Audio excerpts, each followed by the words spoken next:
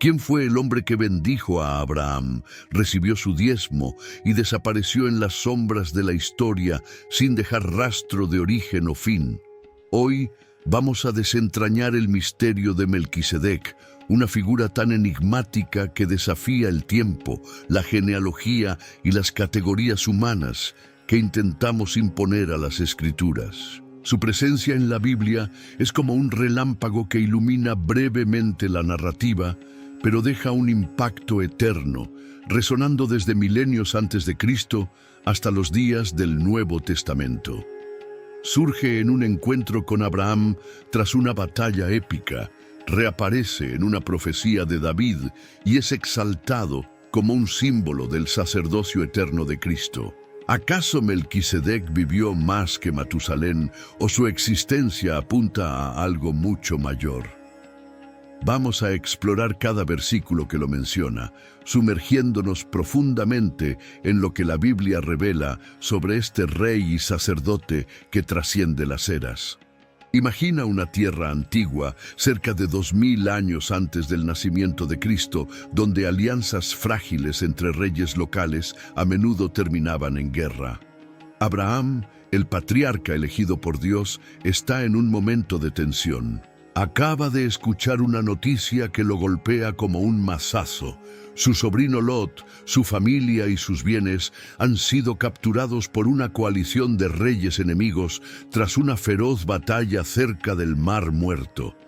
El relato llega a él por medio de un mensajero exhausto, un sobreviviente que escapó de los horrores del conflicto. Bajo los árboles de Mamre, el hombre relata a Abraham los detalles urgentes y estremecedores. El patriarca siente la ira crecer en su pecho, un fuego que lo impulsa a actuar. Sin perder tiempo, reúne a 318 hombres entrenados, todos nacidos en su casa, y parte en una misión audaz para rescatar a Lot. El camino los lleva al norte, más allá de las fronteras conocidas, hasta las cercanías de Damasco. La noche cae cuando Abraham y sus guerreros se acercan al campamento enemigo en Jobá. Bajo el velo de las estrellas lanzan un ataque sorpresa. El sonido de las espadas corta el silencio.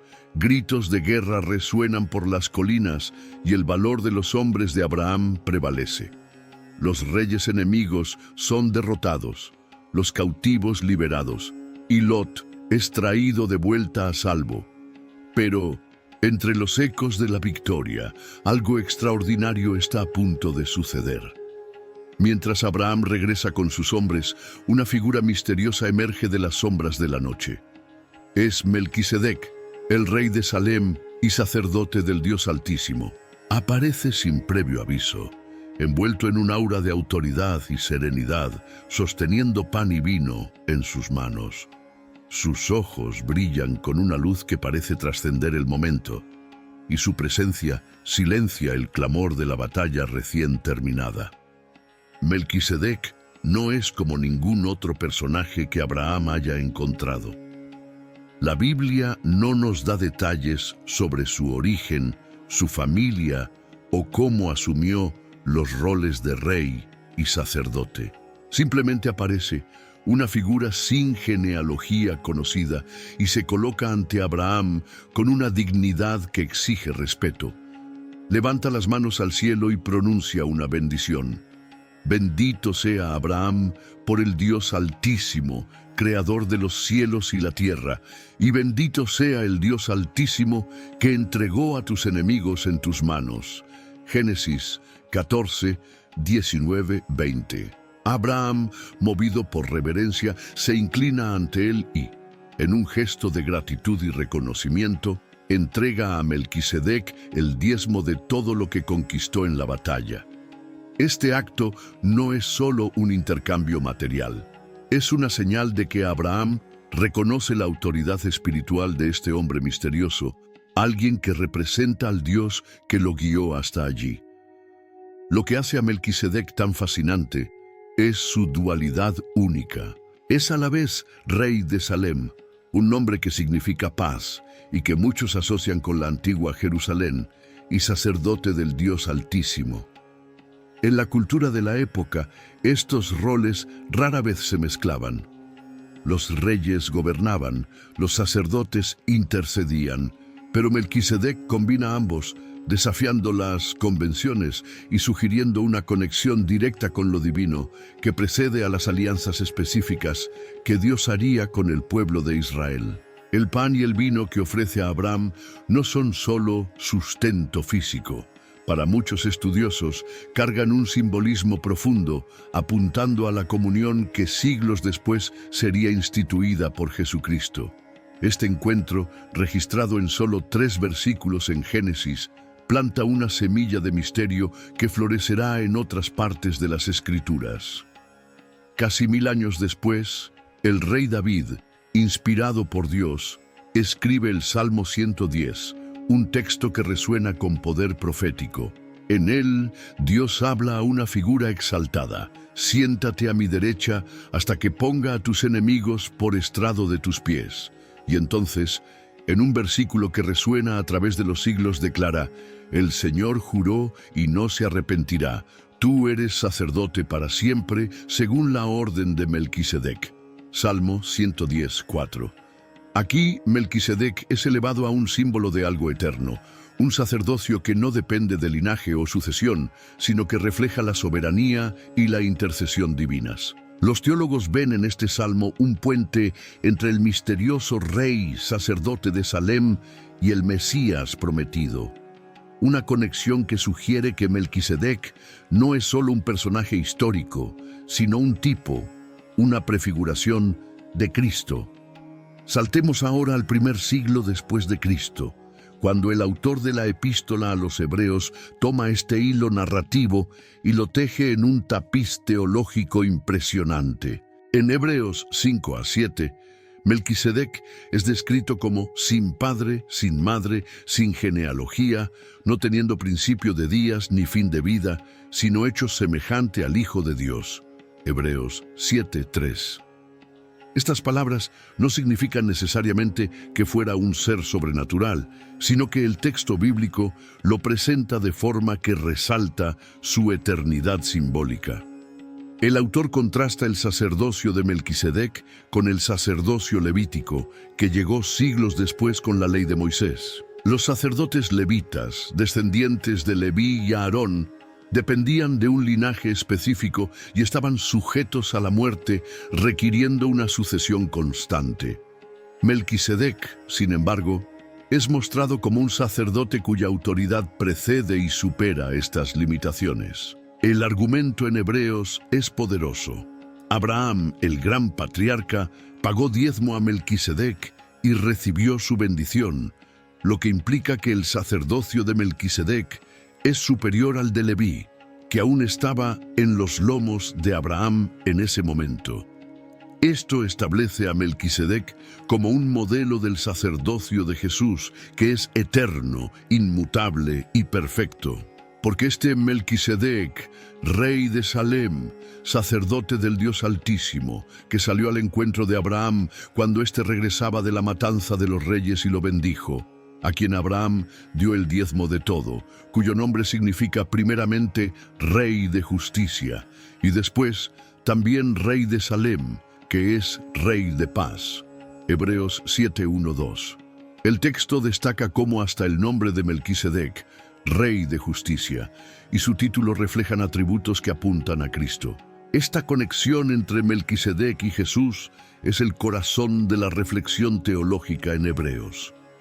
Mientras Melquisedec bendijo a Abraham con pan y vino y recibió su diezmo, Jesús bendice a la humanidad con salvación e intercede continuamente ante Dios. Su sacerdocio no depende de ancestros ni sucesores, sino que está fundamentado en su propia naturaleza eterna. El autor de Hebreos usa a Melquisedec para mostrar que el plan de Dios siempre incluyó un sacerdocio universal que va más allá de las fronteras del pueblo hebreo y alcanza a toda la humanidad. Es una idea que desafía las normas de la época y nos invita a ver la obra de Cristo como el cumplimiento de algo que comenzó a revelarse miles de años antes. el misterio de Melquisedec también ha generado especulaciones a lo largo de los siglos. Algunos sugieren que podría haber sido una manifestación de Cristo antes de su encarnación, una teofanía. Otros lo ven como un hombre histórico, tal vez un rey cananeo que sirvió al Dios verdadero en una era anterior a las alianzas formales con Israel. Incluso hay quienes lo conectan con figuras como Noé o Sem, aunque la Biblia no proporciona evidencia directa para esto. Lo que sabemos con certeza es lo que el texto dice: era rey, sacerdote y un canal de la bendición divina. Su falta de genealogía no es un accidente, sino una elección narrativa que lo eleva como un símbolo de lo eterno. ¿Quién fue el hombre que atravesó milenios en la Biblia, apareciendo como un enigma que une a Abraham con Jesucristo en un hilo dorado de misterio? Melquisedec no es solo una nota al pie en las Escrituras, es una clave para entender la profundidad del plan divino. Un rey y sacerdote cuya sombra se extiende desde los tiempos antiguos hasta la eternidad. En la primera parte vimos su encuentro con Abraham tras la batalla para rescatar a Lot, su bendición con pan y vino, y cómo fue elevado en el Salmo 110 y Hebreos como un tipo del sacerdocio eterno de Cristo. Ahora vamos a sumergirnos aún más profundo, revisitando esos momentos con nuevos ojos y explorando lo que su presencia significa para la fe, la historia y el corazón humano. Prepárate para ver cómo Melquisedec desafía todo lo que pensamos saber sobre el tiempo, la autoridad y la redención. Vuelve conmigo a aquel escenario de guerra y victoria cerca de 2000 años antes de Cristo. Abraham está exhausto, pero triunfante. Ha liderado a 318 hombres entrenados en una misión arriesgada para liberar a Lot, su sobrino, capturado por una coalición de reyes enemigos.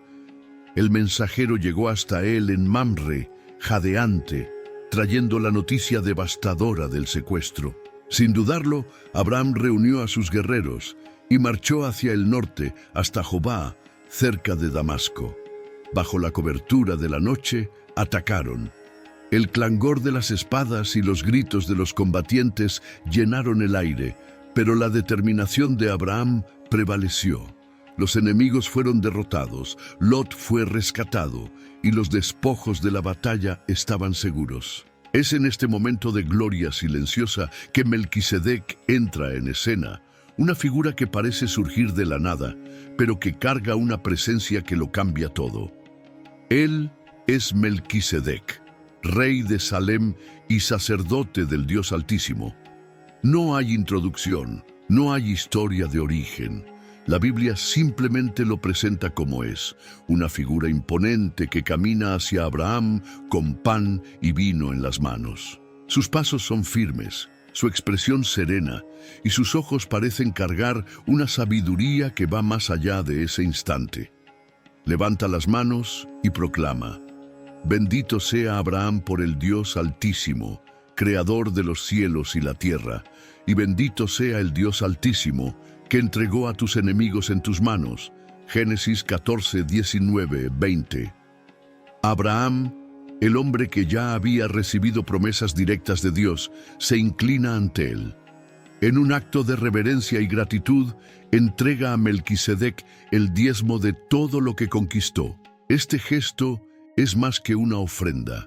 Es un reconocimiento de que Melquisedec representa algo mayor, una autoridad espiritual que Abraham honra. Piensa en lo que esto significa.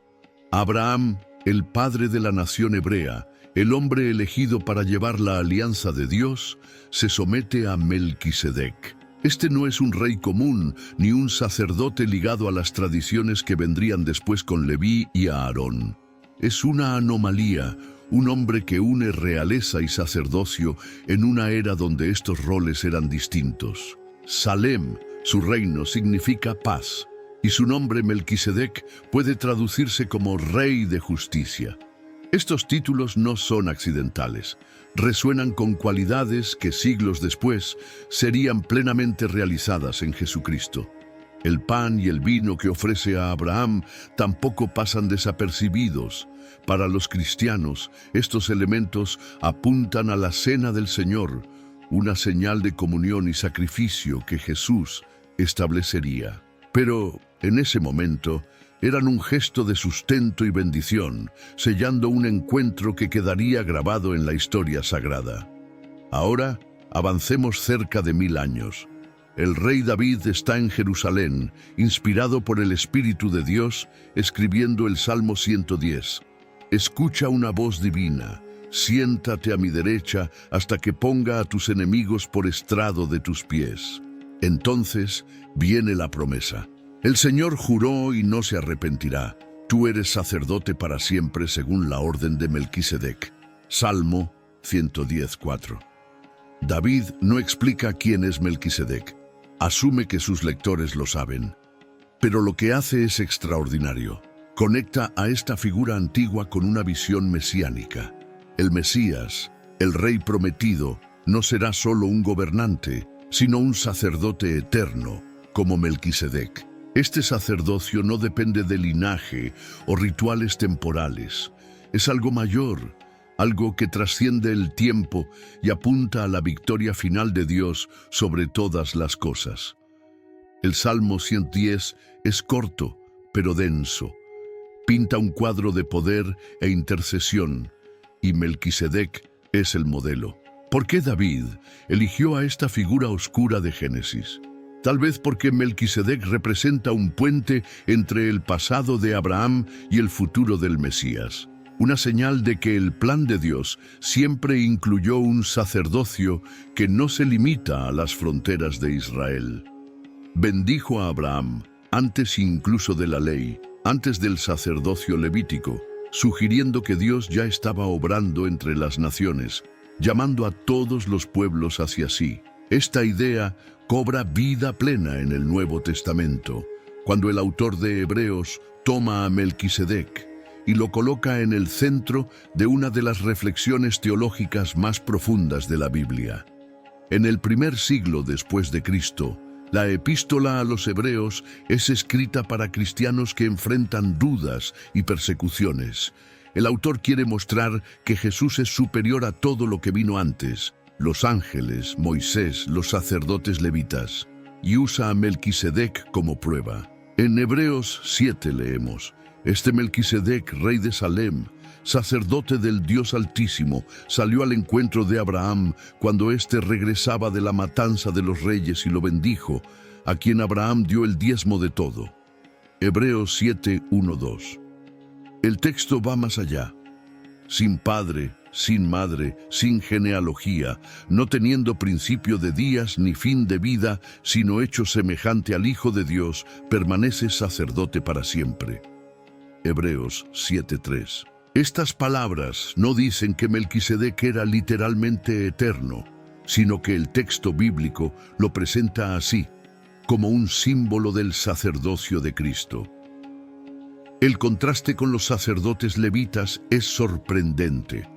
Los descendientes de Leví, comenzando con Aarón, servían en el tabernáculo y el templo, ofreciendo sacrificios que debían repetirse.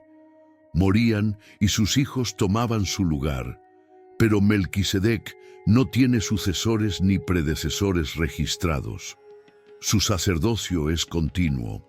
El autor de Hebreos argumenta que si Abraham, el ancestro de Leví, pagó diezmo a Melquisedec, entonces el sacerdocio de este último es superior. Y Jesús, como sacerdote, según la orden de Melquisedec, cumple esta superioridad. No necesita sacrificios repetidos. Su sacrificio en la cruz fue único y eterno, reconciliando a la humanidad con Dios para siempre. ¿Qué nos dice esto sobre Melquisedec? Es más que un personaje histórico. Es un espejo que refleja la eternidad de Cristo. Su nombre, Rey de Justicia, y su título, Rey de Paz, son ecos del carácter de Jesús. El pan y el vino que ofreció a Abraham prefiguran la nueva alianza, y su falta de genealogía lo convierte en un símbolo de algo que no comienza ni termina con el hombre, sino con Dios. Algunos especulan si era una teofanía, una aparición de Cristo antes de su encarnación. Otros lo ven como un rey humano que por gracia divina sirvió al Dios Altísimo en una era perdida en el tiempo. La Biblia no responde, y tal vez ese silencio sea intencional. El misterio nos apunta al mayor misterio de la fe. Melquisedec nos desafía a pensar más allá de las limitaciones humanas. Aparece antes de la ley, bendice a Abraham antes de la alianza mosaica, y su sacerdocio es exaltado como modelo para el Mesías.